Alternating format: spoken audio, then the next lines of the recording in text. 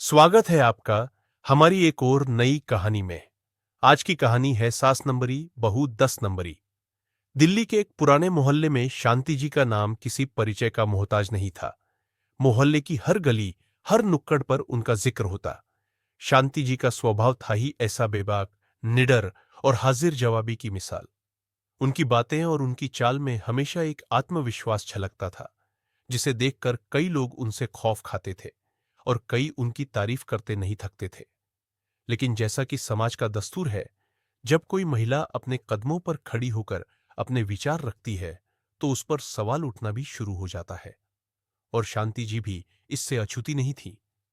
मोहल्ले की औरतें अक्सर उनके सास बहू के रिश्ते पर चर्चा करती। आखिरकार शांति जी की नई बहू वनिता ने नौकरी जो पकड़ ली थी, और वो भी जीन्स टॉप पहनकर। यह बात तो गली मोहल्ले की औरतों को बड़ी खटकती थी। अरे, इनसे अपनी बहुओं को दूर ही रखो। खुद की बहू ने इन्हें बिगाड़ दिया है, अब हमारी बहुओं को भी बिगाड़ने चली है। गली की महिलाओं में से एक ने धीरे से कहा।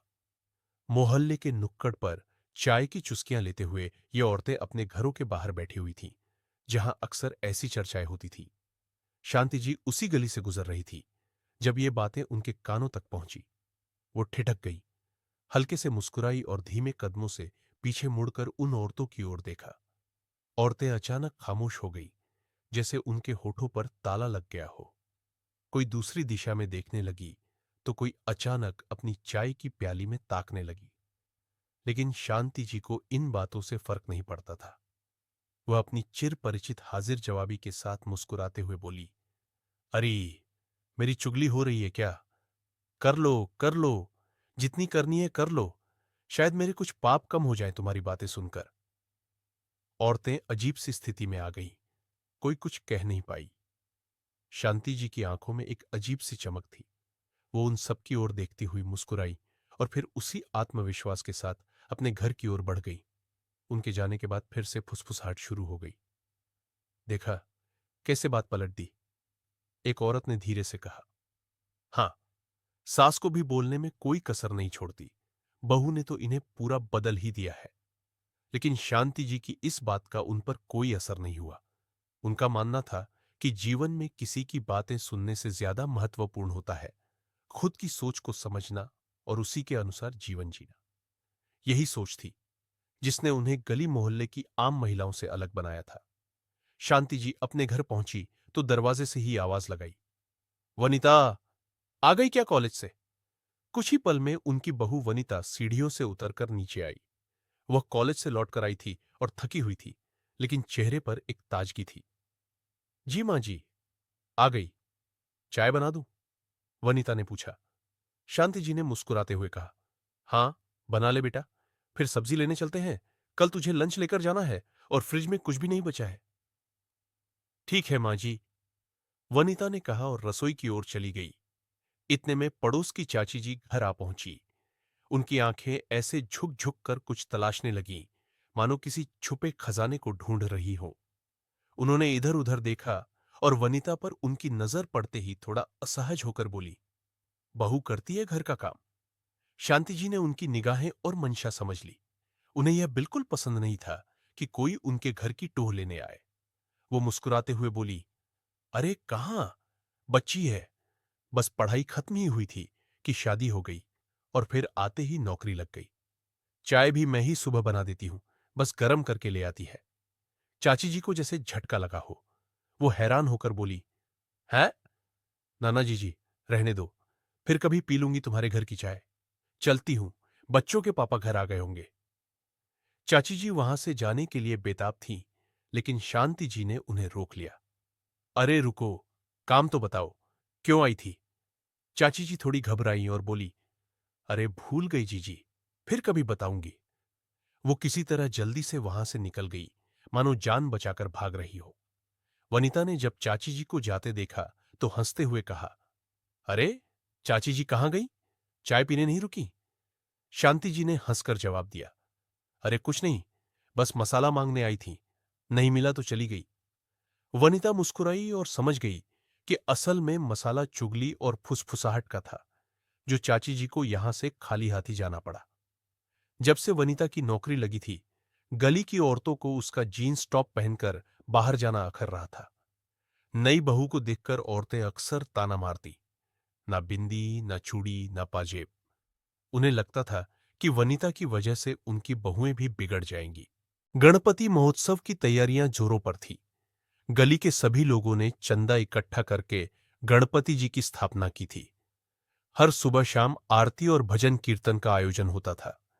दिन भर घरों से सुरीले भजनों की आवाजें सुनाई देती और मोहल्ले की औरतें कीर्तन में हिस्सा लेने इकट्ठा होती।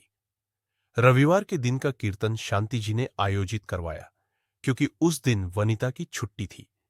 गली की सभी औरतों की निगाहें इस पर टिकी थीं कि आज शांति जी की बहू कौन से कपड़े पहनकर नीचे आएगी। सबको यकीन था कि वो जीन्स टॉप में ही आएगी, जैसा वो आमतौर पर पहनती थी। लेकिन आज कुछ अलग हुआ। शांति जी और वनिता दोनों एकदम सादगी भरे सलवार सूट में नीचे उतरी। औरतों के बीच खुसर पुसर शुरू हो गई। अरे वाह, आज तो बहू ने साड़ी या सलवार सूट पहन लिया। लगता है सास ने थोड़ा असर दिखाया है। शांति जी ने सबकी फुसफुसाहट सुनी और मुस्कुराते हुए सबको चाय बांटने लगी। वनिता भी उनके साथ चाय के कप देने लगी। तभी चाची जी की बहू ने वनिता से कहा, अरे वनिता, आज तो बहुत अच्छा किया। सबको चाय भी पिला रही हो। और देखो, तुम कितनी प्यारी लग रही हो सूट में। वनिता ने हल्की मुस्कान के साथ कहा, यह सब मां जी की वजह से है। उन्होंने मुझे सिखाया है कि हर मौके पर कैसे रहना चाहिए। चाची जी ने यह सुनकर अपनी बहू को आंखों से इशारा किया कि वनिता से दूर रहो, वरना तुम भी बदल जाओगी। उनकी इस हरकत को शांति जी ने तुरंत भांप लिया और ठाका लगाते हुए बोली, अरे रहने दो बहू, हम सास बहू तो बदमाश है। तुम्हारी सासू मां के साथ रहो, नहीं तो तुम्हें भी बिगाड़ देंगे। इस पर चाची जी के चेहरे पर अजीब सी मुस्कान आ गई। वो कुछ कह भी नहीं पाई और चुपचाप अपनी बहू को लेकर वहां से चली गई। शांति जी ने फिर से सभी की बोलती बंद कर दी थी। गणपति विसर्जन का समय आ गया था। पूरे मोहल्ले में धूमधाम मची हुई थी। शांति जी और वनिता ने साथ में नाच गाना किया और उनकी देखा देखी गली की और बहुएं भी उत्साह से नाचने लगी। सबको मजा आ रहा था, पर कुछ लोग अब भी इस बात से असहज थे। पड़ोस की ताई जी ने शांति जी से कहा, ये क्या कर रही हो शांति? घर की बहुएं सड़क पर नाचती अच्छी नहीं लगती। शांति जी ने तुरंत जवाब दिया, जी जी, बुरा मत मानना, लेकिन ये बताओ, तुम और मैं यहां पैदा हुई थी क्या? हम भी कभी बहुएं थी और हमने भी अपनी मर्जी की थी। क्या हुआ अगर हमारी बहुओं ने भी अपने मन की कर ली? ताई जी ने नाराजगी से कहा, तुम्हारी बहू की तनख्वाह ने तुम्हारी बुद्धि पर पत्थर रख दिए है। बहू को बिगाड़ो, लेकिन हमारी बहुओं को बख्श दो। अब शांति जी को गुस्सा आ गया। उन्होंने कहा, अगर मैं अपनी बहू को कैद करके रखूं, तो भी तुम जैसे लोग घर तुड़वाने का मौका ढूंढ लेते हो। जाओ, अपनी बहुओं को संभालो। ताई जी गुस्से में बोली, सास नंबरी, बहू 10 नंबरी। शांति जी ने हंसते हुए जवाब दिया, हां, मैं नंबरी हूं और मैं अपनी बहू को भी जीने दूंगी। हम तो किसी गिनती में हैं, तुम अपनी फिक्र करो। शांति जी की इस बेबाकी और तेज हाजिर जवाबी ने एक बार फिर सबको चुप कर दिया। औरतों का झुंड, जो फुसफुसाहट में लगा हुआ था, अब चुपचाप देखता रहा। गणपति विसर्जन के बाद मोहल्ले में माहौल कुछ शांत हो गया था, लेकिन शांति जी और वनिता की जोड़ी अब चर्चा का केंद्र बन चुकी थी। उनकी बेबाकी और आत्मविश्वास ने गली की बाकी औरतों को भी प्रभावित करना शुरू कर दिया था। शांति जी का मकसद सिर्फ अपनी बहू को सपोर्ट करना नहीं था, बल्कि वो उन पुरानी रूढ़ियों को भी तोड़ना चाहती थी जो बहुओं को आगे बढ़ने से रोकती थी। विसर्जन के अगले दिन मोहल्ले में प्रसाद वितरण का आयोजन था। शांति जी और वनिता ने इसे खास बनाने का फैसला किया। उन्होंने सोचा कि इस बार प्रसाद सबसे पहले गली के मजदूरों के बच्चों को दिया जाएगा। फैक्ट्री के कामगारों के ये बच्चे अक्सर त्योहारों में सबसे आखिर में बचे खुचे खाने पर निर्भर रहते थे। वनिता ने मोहल्ले की औरतों से कहा, आज हम सबसे पहले इन बच्चों को खाना खिलाएंगे। वो हमेशा हमारे साथ त्योहार मनाते हैं, तो ये हमारा फर्ज है कि उन्हें भी हम पूरा हिस्सा दें। चाची जी की बहू जो पहले शांति जी और वनिता से दूरी बनाए रखने की कोशिश कर रही थी, इस बात पर सहमति जताते हुए बोली, बहुत अच्छा कर रही हो वनिता। ये बच्चे हमेशा भूखे रहते हैं, कोई भी इन्हें तवज्जो नहीं देता।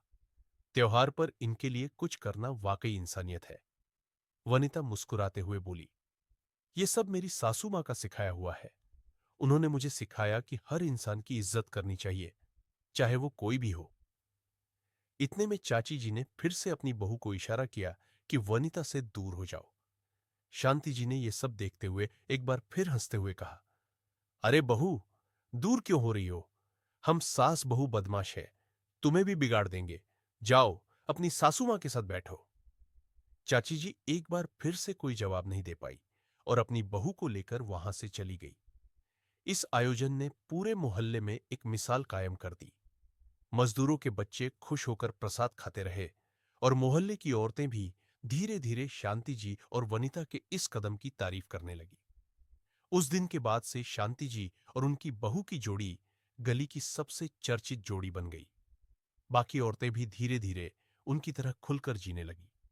भले ही कुछ लोग अब भी उनसे नाराज थे, लेकिन शांति जी की आत्मविश्वास भरी बातें और वनिता का उनके प्रति सम्मान ने गली की सोच को बदलना शुरू कर दिया था।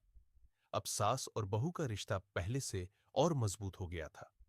शांति जी ने इस रिश्ते को समझदारी से निभाया और वनिता ने भी अपनी सास को अपना सबसे बड़ा साथी माना। दोनों ने मिलकर इस बात को साबित कर दिया कि सास बहू का रिश्ता अगर आपसी समझ और इज्जत पर टिका हो तो वो कभी भी बुरा नहीं हो सकता। शांति जी का आत्मविश्वास और वनिता की समझदारी अब मोहल्ले के लिए एक नई प्रेरणा बन चुकी थी। धीरे धीरे बाकी औरतें भी अपने घरों में बदलाव लाने की कोशिश करने लगी। गणपति विसर्जन के बाद का यह दौर शांति जी और वनिता के लिए नया अध्याय लेकर आया। पूरे मोहल्ले में उनके साहस और खुले विचारों की चर्चा हो रही थी। लोग अब भी उनके बारे में बातें करते थे, लेकिन अब वह ईर्ष्या नहीं, बल्कि सम्मान के भाव में बदल चुकी थी। शांति जी और वनिता ने मिलकर यह साबित कर दिया था कि सास बहू का रिश्ता दुश्मनी का नहीं, बल्कि आपसी समझ और समर्थन का हो सकता है। उन्होंने रूढ़िवादी समाज को चुनौती दी और खुद एक मिसाल कायम की। उस दिन के बाद मोहल्ले की बाकी बहुएं भी अपनी सासों के साथ खुलकर व्यवहार करने लगी। अब जीन्स और टॉप पहनना कोई शर्म की बात नहीं थी, बल्कि यह खुद को आत्मविश्वास से पेश करने का प्रतीक बन गया था। शांति जी की यह सोच धीरे धीरे औरतों के दिलों में जगह बना रही थी कि हर कोई अपने मन की जिंदगी जीने का हकदार है, चाहे वह सास हो या बहू। मोहल्ले में फैली इस नई सोच ने औरतों के रिश्तों को फिर से परिभाषित कर दिया था। शांति जी और वनिता की जोड़ी अब उस बदलाव की प्रतीक बन चुकी थी जिसकी जरूरत हर घर में थी। उन्होंने न सिर्फ अपनी बहू को आगे बढ़ने का मौका दिया, बल्कि समाज की सोच को भी बदलने में मदद की। शांति जी ने कहा, अगर एक सास अपनी बहू को समझने लगे तो कोई भी रिश्ता बिगड़ नहीं सकता, और अगर बहू भी सास की इज्जत करे तो यह रिश्ता दुनिया का सबसे खूबसूरत रिश्ता बन जाता है। इस तरह शांति जी और वनिता ने सास बहू के उस पारंपरिक रिश्ते को नया रूप दिया जिसे लोग अक्सर गलत फहमियों का शिकार मानते थे।